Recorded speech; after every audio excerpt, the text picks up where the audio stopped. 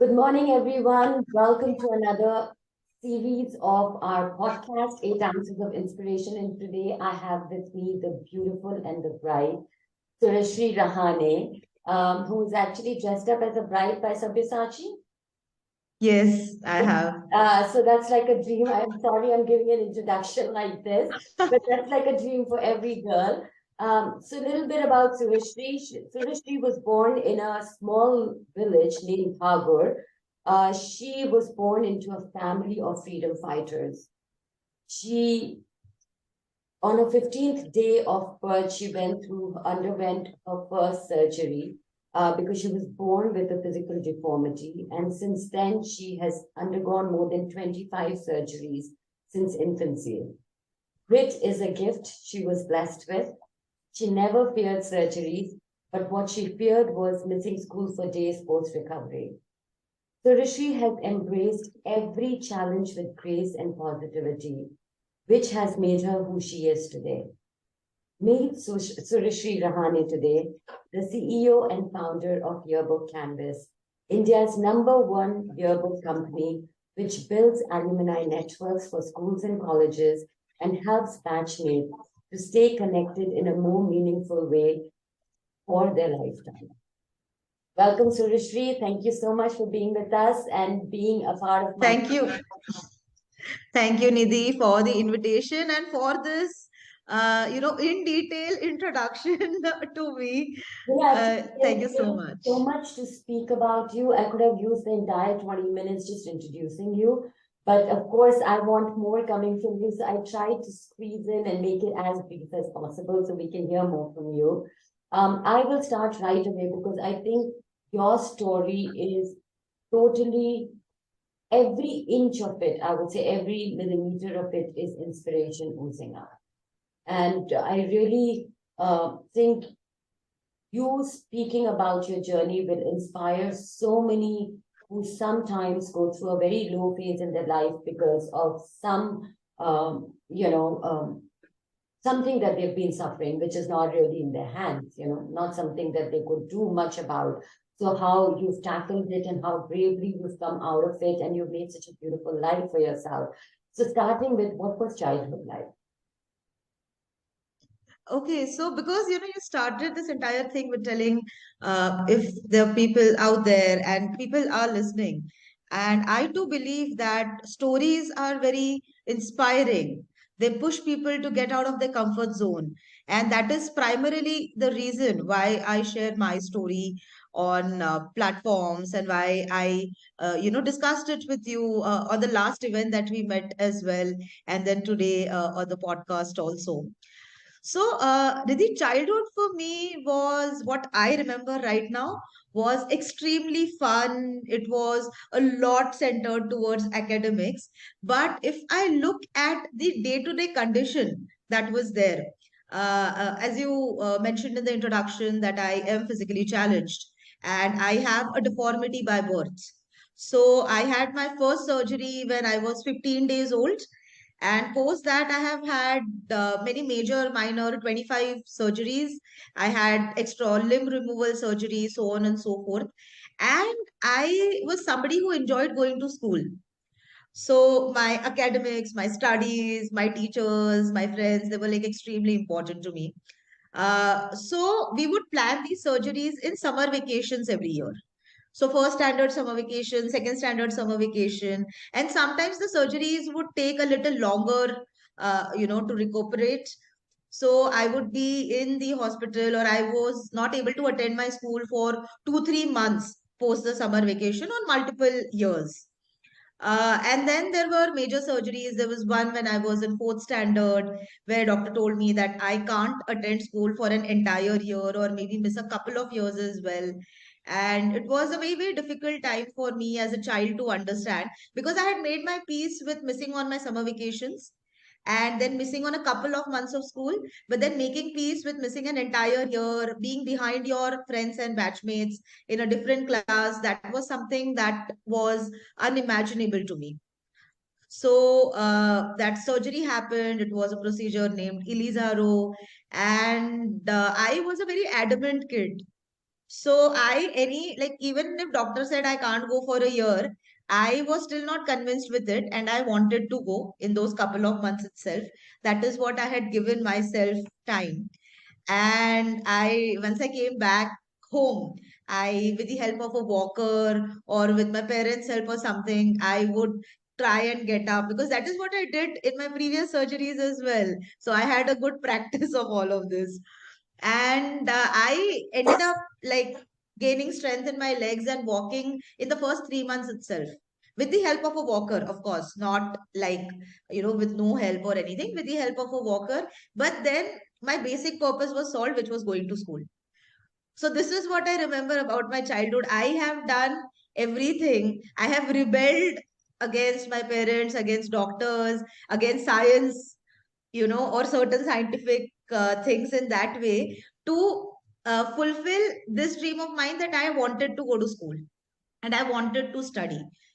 So education was something that was very important. And I tell my parents even now that, even though there were so many surgeries and I was indoors and I couldn't meet my friends or have the normal childhood where Yes. everybody is going out and playing outside, because I saw people doing this. I saw my younger brother, I saw my cousins doing it and everything, but that was not the case with me.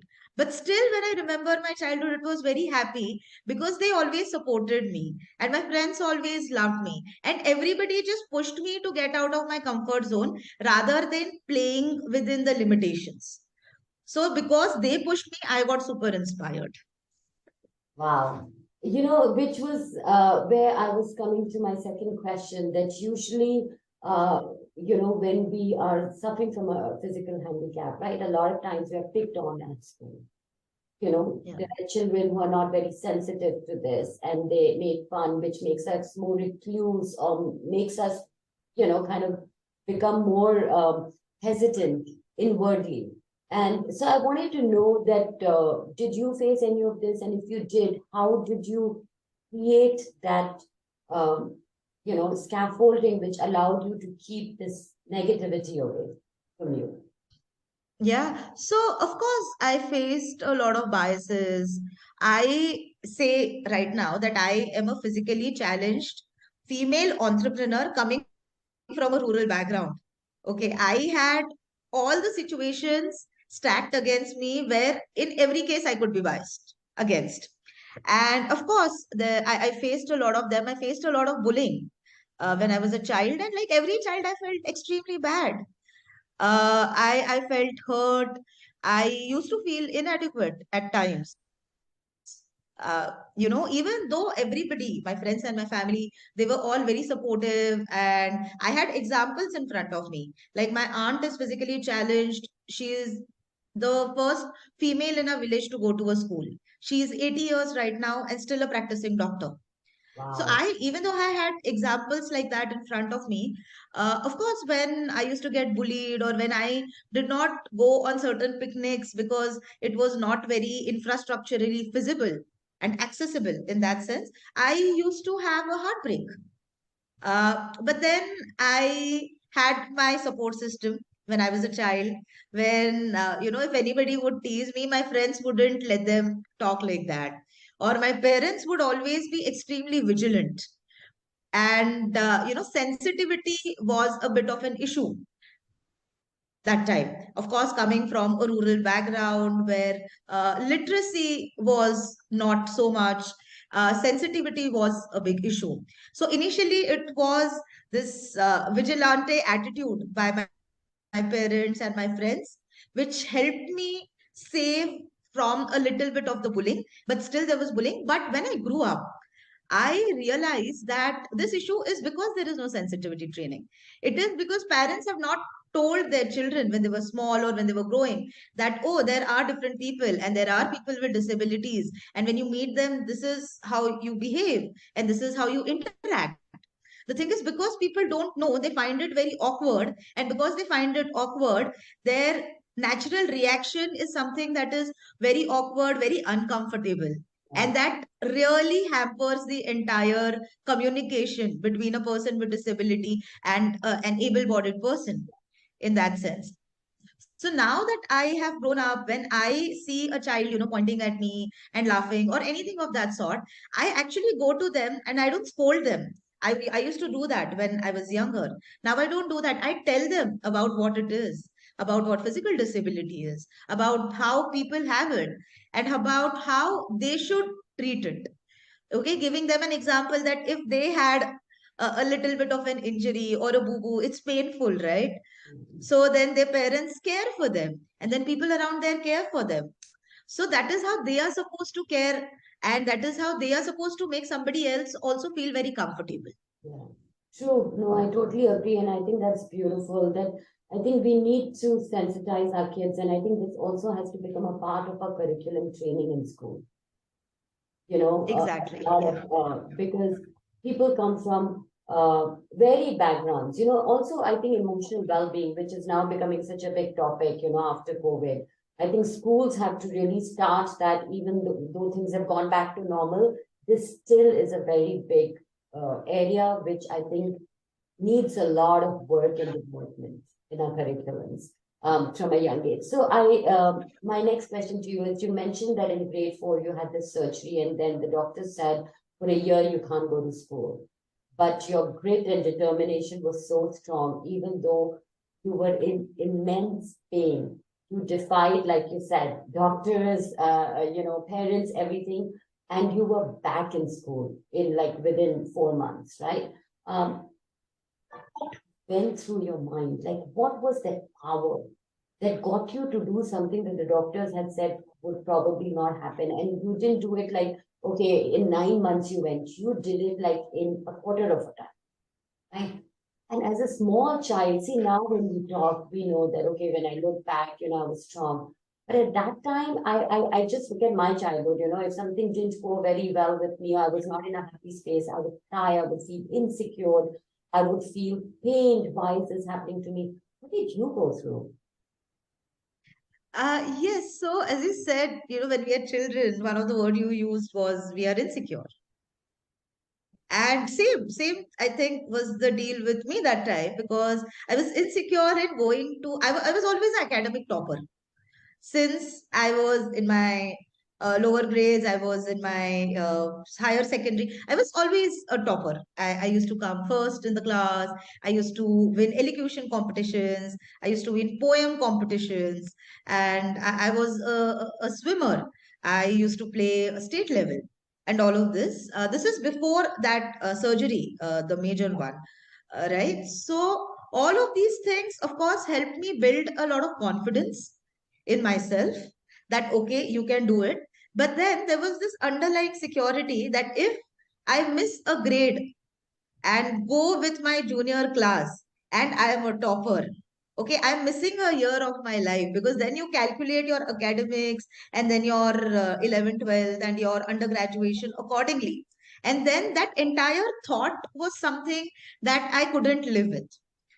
Okay, which was missing a year of school and then not being able to go with my friends in the next class. That time it was not about being mentally strong or any of these things. That time, of course, it was a lot about this, the practical stuff happening out there and the little joys that children find when they are with their friends. And when they don't want to leave their friends, they want to attend the same class as them and they want to go on the same picnics as them, because of course class picnics are different, Yeah. and grade wise picnics are different. So I didn't want to miss on all of those things. So it was basically, I would say that there was a lot of negative connotation which is attached to insecurity as a child. But I think insecurity is what helped children pass to certain difficult hurdles or pass through certain things that they think are out of their comfort box. So I think my insecurity during that time helped me push and get out of the comfort box and still stay within the same class because it was more of a that mindset. Wow, that's so amazing. Now moving to where did you go to college? I went to College of Engineering Pune for my undergraduation and FMS Delhi for my post graduation. Wow. And so between all this, right, going for your to FMS, going to college, when was it that the spark of entrepreneurship got ignited? Yes, so I come from a family of entrepreneurs. Everybody in my family was in some or the other kind of business. Even my mom has her own boutique. My dad had his uh, jewelry shop, and all my cousins, they were either architects or they were teachers or they were into business themselves. I think I was the first person in my family to go and get a formal job in an MNC and stick around for the time that I stuck around for, which was 5, 6 years. But yeah, I've seen this since my childhood, that you get a lot of freedom and you can utilize all your potential into growing a thing. And the more potential you use and the more time goes, your earning potential increases. And but of course, it was the underlying thought of freedom that you get when you are doing something that you have chosen and something that you don't mind losing sleep over. But if there are a couple of days where you don't want to do anything at all, you can just take those couple of days. It was that underlying freedom thought. But post that, when I was in COEP, I had multiple mentors. So I was an ambassador in the Business Incubation Center of COEP, by the name of Bhau Institute of Innovation, Entrepreneurship and Leadership. I had very good mentors there. So the vision and mission for Bhau Institute was written by Dr. APJ Abdul Kalam sir, who was also one of my mentor. Dr. Anil Sahasrabudhe sir, who was the director of COEP that time. Professor Sanjay Inamdar sir, who is one of the biggest philanthropists that I have known and that I get inspired by. And I saw, what they talked about entrepreneurship, what they implemented in their particular life. And they also talked about one thing, which was that, you are from a good college and you have a sense of giving back to the society. Why do you want to become a job seeker when you can be a job creator? And that thing stuck with me for a very, very long time. That I am somebody who has been made by the society into this young, confident girl.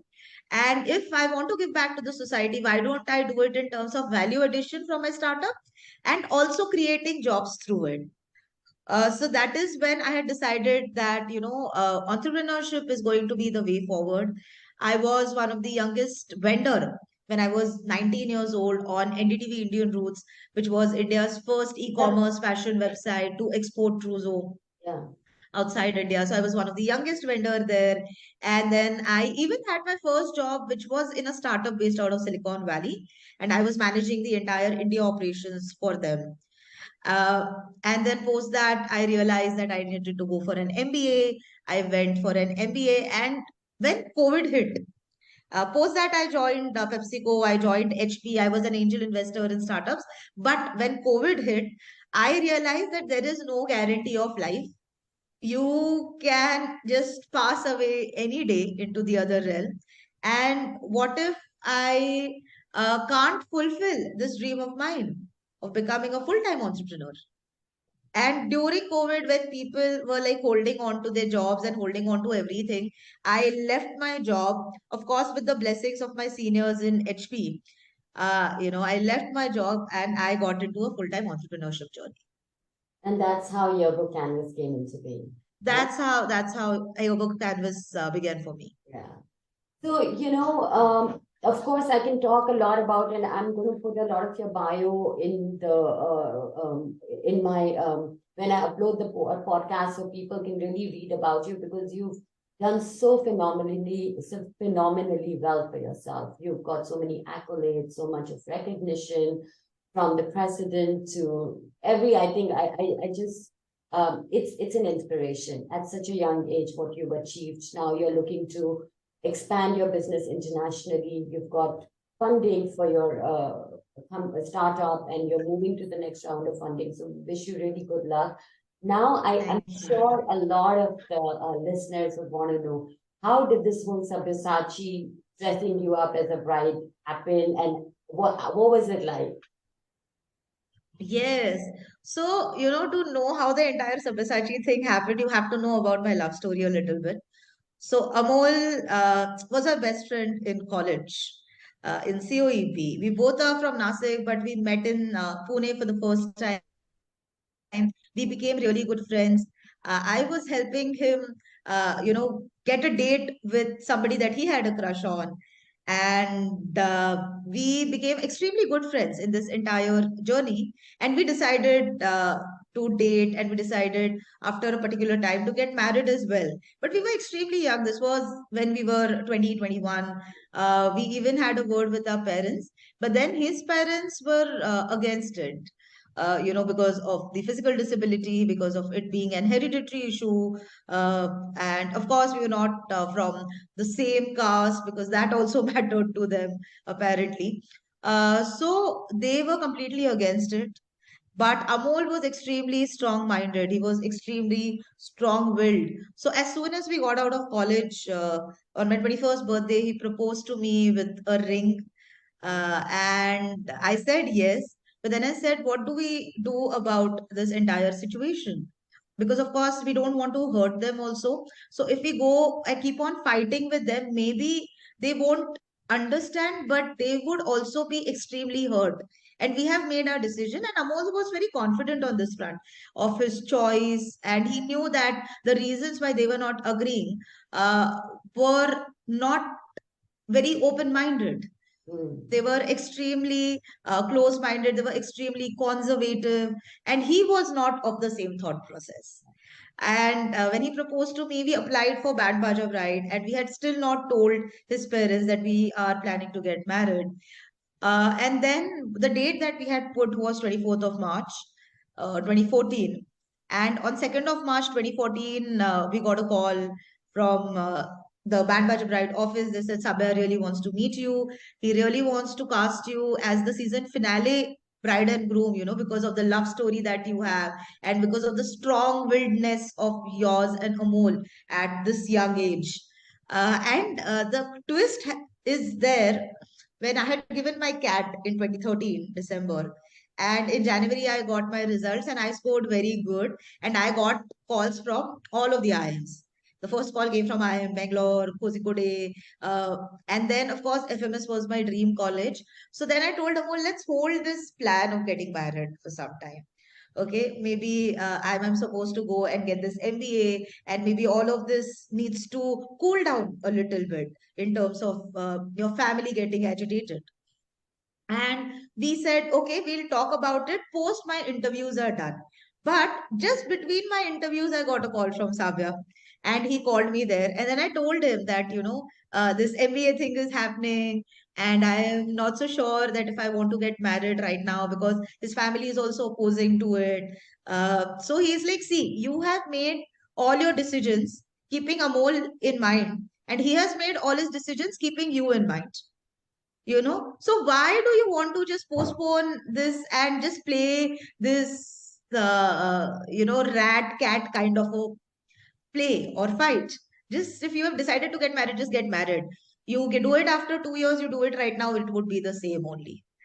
And that is when we said, okay, this sounds like a very good, compelling reason coming from Sabyasachi. And then we said yes. So we were the band Baja Bride season 4 finale, bride and groom.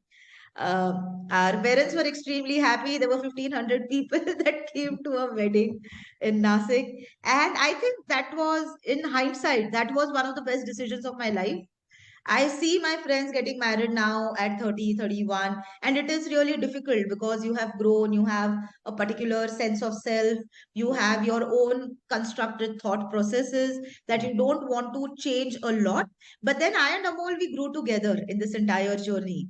And that's the reason it was the best decision for me. And of course, getting to wear a Sabyasachi lehenga, Amol was the first groom to get this sherwani also done by Sabya, because he was like, I want the groom to match the bride in terms of how they look and how they present. So I'm going to make Amol's sherwani also. So yeah, that was the first for us in multiple ways. Fantastic, fantastic. That is just so beautiful and so romantic. So I wanted to very quickly ask you, what's your vision moving forward with Yearbook Canvas? So as Yearbook Canvas, we right now do a lot of digital and physical yearbooks. We do a lot of merchandise. We are e-commerce vendors for multiple institutes, and all of these, all the IM, ABC, FMS, ISB, multiple of colleges like this. And we have an online community platform. And we are seeing a lot of organic engagement on that online community platform. It means that there are people, alumni and students who want to stay in touch with each other, who want to stay in touch with the institute, help each other out in this ecosystem. So my vision going forward is to make Yearbook Canvas the world's largest education community and network, via which you can look for jobs, via which you can look for mentorship, you can look for things like yearbooks and your college merchandise and all of these things as well. So building a uniform story for everything that's non-academic for education institution, and being the biggest in the world at that. That is the vision going further. Fantastic. And I think you should add one more thing, to find their soulmates. To find? Their soulmates. See, when Yes. you have a platform like this, right? After 4 years, Yes. you look back and you say, you know what, I'm single, you're single. Let's hook up, date, like your story, right? And Yes, of course. I think when it's a very intimate platform. Wonderful. So I'm going to do this rapid fire question before we close. So whatever comes to your mind first, right? No thinking. Your favorite color, red. your favorite city to visit, Goa. your favorite city to live, Bangalore. your favorite food, Biryani. your favorite movie, कुछ कुछ होता है. favorite book, The Art of Management. a quotation that you love to repeat or love to keep reading, Be your biggest cheerleader. your favorite word that you use a lot, Be positive. a word that you find yourself saying a lot in your sentences. Like. Right, okay. One quality or ability that you want to acquire and inhabit in yourself, which you feel you currently don't have. Time management. I need better time management.